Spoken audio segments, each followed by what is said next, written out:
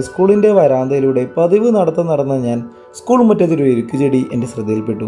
ഈ എരുക്ക് ചെടി എന്ന് പറയുന്നത് വളരെ വിഷമുള്ള ചെടിയാണ് കേട്ടോ.